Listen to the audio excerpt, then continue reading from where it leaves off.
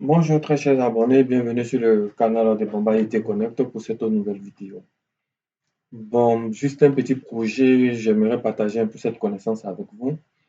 Donc, j'avais un petit projet de 4 réseaux. Voilà, on a un réseau là, on a 2, 3 et 4. Maintenant, nous avons eu 2 routeurs dans notre configuration. Vu que l'entreprise n'avait pas assez de moyens financiers. Donc, il nous a demandé qu'il ne peut pas se procurer un serveur DHCP. Donc, dans ce cas, il fallait utiliser maintenant un routeur pour le transformer en serveur DHCP. Donc, nous avons 4 réseaux et 2 routeurs. Mais pour ce faire, vous allez voir que dans l'esquisse, j'ai écrit ici serveur DHCP et ici agent de relais. Donc, sans trop plus tarder, pour ne pas rendre la vidéo très longue, je vais passer à la configuration d'un routeur en serveur DHCP.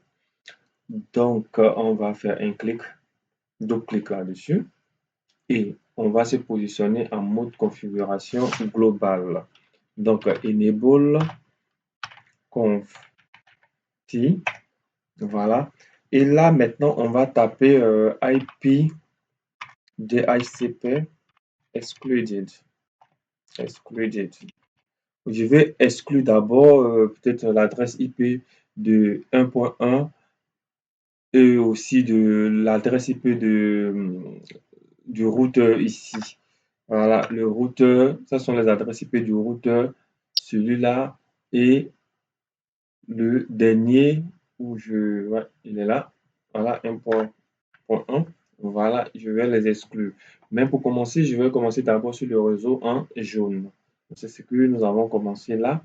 Voilà, DHCP excluded-adresse.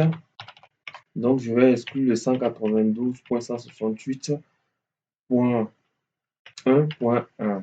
Donc, on va taper Entrée. Et là, maintenant, je vais l'appeler, je vais taper la commande IP DHCP pool. IP DHCP pool. Donc, pour ce faire, ici, je vais l'appeler le réseau RS1. C'est-à-dire que le réseau 1. Donc, RS1, comme ça. On va faire Entrée et taper Network. Network, ici, le réseau, ici, c'est son réseau, ça sera quoi? Ça sera du 192.168.1.0. Donc, Network 192.168.1.0. Et l'adresse mass adresse est 255.255.255.0. Ici, le default router sera le 192.168.1.1. Donc, on va taper maintenant notre default router. Default-router. On va se taper le 192.168.1.1. Voilà, et entrée. Maintenant, je vais donner un nom de domaine. Donc, domaine name. Domaine name, voilà, fali.de. OK. Donc, je tape entrée et exit. Entrée. Donc, sur ce routeur, vous allez refaire cette configuration-là 4 fois avec ce réseau qui est en vert et les 2 autres réseaux qui sont ici. Donc, pour ne pas rendre la vidéo longue, on se retrouve tout à l'heure pour que je puisse vous montrer la configuration qui va se passer maintenant sur le deuxième routeur, comme le deuxième routeur qui est ici désigné comme agent de relais. Donc, à tout à l'heure. OK, donc après la configuration voilà, de nos 3 réseaux sur le routeur serveur DHCP, donc nous allons passer maintenant, nous allons faire la configuration maintenant sur le routeur relais. Donc vous voyez ici, voilà la configuration en fait. Voilà, nous avons terminé. Donc de ce fait, nous allons nous diriger sur ce deuxième routeur pour faire aussi la configuration à son niveau. OK. Donc, pour ce faire, on va se positionner sur le routeur. Voilà. Donc, on fait ça. On va faire Entrée. Enable. Nous allons nous positionner en configuration globale. Voilà, configuration terminale. En ce moment, qu'est-ce que nous allons faire? Nous avons deux réseaux. Donc, ça veut dire que nous avons le réseau qui est en bleu et le réseau qui est en orange. On va passer d'abord à la configuration du réseau qui se trouve en orange. Donc, pour ce faire, on va taper interface FA1 FA1-0. On tape entrée. Et là, à ce niveau, on va taper maintenant IP helper-adresse. Le IP helper-adresse, d'où il va venir? Il va venir de l'interface du routeur serveur DHCP. Ça veut dire que c'est l'adresse de port G20 que nous allons mettre là. Donc, on va taper 192.168.0.1. Voilà. Donc, on fait entrée et puis exit. On va venir refaire la même configuration pour ce deuxième réseau. Ça veut dire que si on avait 10 réseaux à la droite de notre écran, on allait refaire cette configuration 10 fois. Mais toujours à partir de notre port G20, qui a l'adresse IP 192.168.0.1. Donc, on va taper interface. Ici, nous avons face Ethernet 0, 0. Voilà, 0, 0. On va faire entrée et on tape IP helper. IP helper-adresse. On reproduit 192.168.0.1 et on va taper entrée et ensuite exit. Donc, je vais faire do right. OK. Maintenant que cela est terminé, on va vérifier si notre configuration fonctionne. D'abord, nous allons nous diriger sur le réseau en jaune. Voilà, on va sur le PC, IP configuration, on va mettre en DHCP pour voir l'adresse qui pourra. OK. Donc, ça marche. Avec 192.168.1.0, et nous a mis le point 2 qui est là. C'est bon.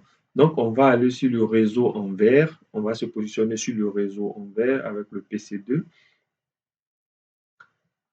OK. On va mettre en DHCP. D'accord, ça passe parce que là, à ce niveau, il est du 192.3.0. Donc, il s'est occupé avec point 2. OK. On se positionne sur le réseau en bleu. Voilà.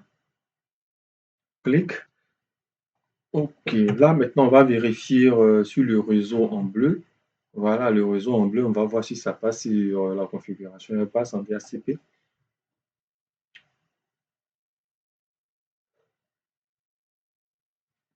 OK, ça met DHCP file, ça veut dire que ça ne fonctionne pas. Pourquoi? Je vais vous expliquer ça dans quelques secondes.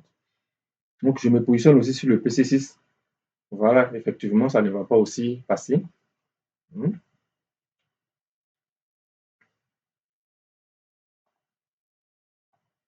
Voilà, vous allez voir.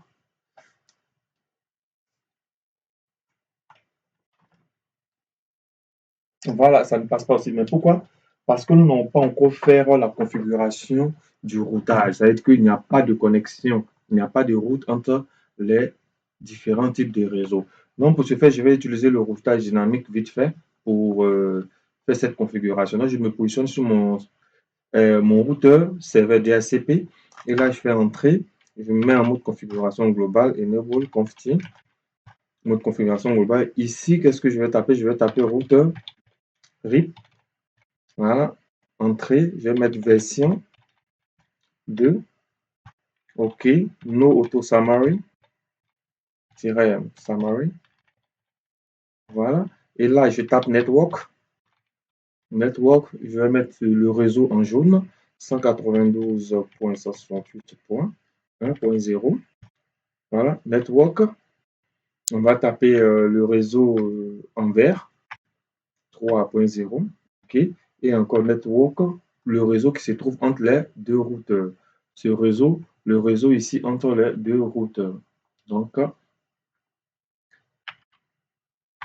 fait ça, 0. OK, entrée. Et là, on va faire exit. et do write. Voilà, je vais me positionner aussi sur le routeur relais. Voilà, je peux renommer ça ici relais. Relais. Voilà, ok. Voilà, je vais faire la même chose, mais avec les adresses IP du réseau en bleu et en orange. Donc, on va taper comme ça routeur IP version 2, ok. No auto summary, no auto summary, network. Je vais taper le network entre les deux routeurs, 192.168.0.0. Voilà. Et aussi le network du réseau en bleu, c'est .2. Et le network du réseau en orange, c'est .4. Voilà. OK. Entrée, exit. Je fais do write. Donc, maintenant, si on retourne sur notre PC pour vérifier le DHCP, normalement, ça doit passer. On va faire ça, PC 4, et on revient. On attend pour voir est-ce que le routage a pris. OK, le routage est rentré en compte. Donc, vous voyez que ça nous a mis de 192.168.2.8. OK, voilà, c'est bon. On peut aussi tester sur le réseau en orange. Voilà.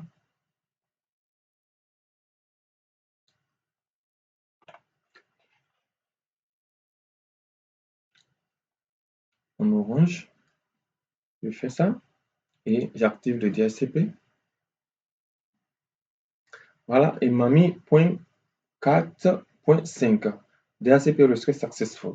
Donc, on peut vérifier quelque chose. On peut faire un ping, par exemple, entre ce poste, le poste 6 et le poste 0. Donc, je fais ping 192.168.1.2. On attend pour voir est-ce qu'ils arrivent à communiquer entre eux. Request time, OK. OK. OK. Donc, c'était tout pour ce soir. Je vous remercie d'avoir suivi cette vidéo. Voilà, n'oubliez pas surtout d'encourager la chaîne. Je vois des personnes qui viennent suivre mes vidéos. Voilà, mais pas de like, pas d'abonnement. Vraiment, cela me fait un peu mal au cœur, mais je vous exhorte quand même à vous abonner à la chaîne pour donner plus de force pour faire encore d'autres vidéos. La prochaine vidéo, ça sera un serveur DHCP avec différents types de VLAN. Voilà, tous les VLAN seront configurés sur le serveur et les VLAN recevront leur adresse IP automatiquement. Merci et bon après-midi à vous. À la prochaine.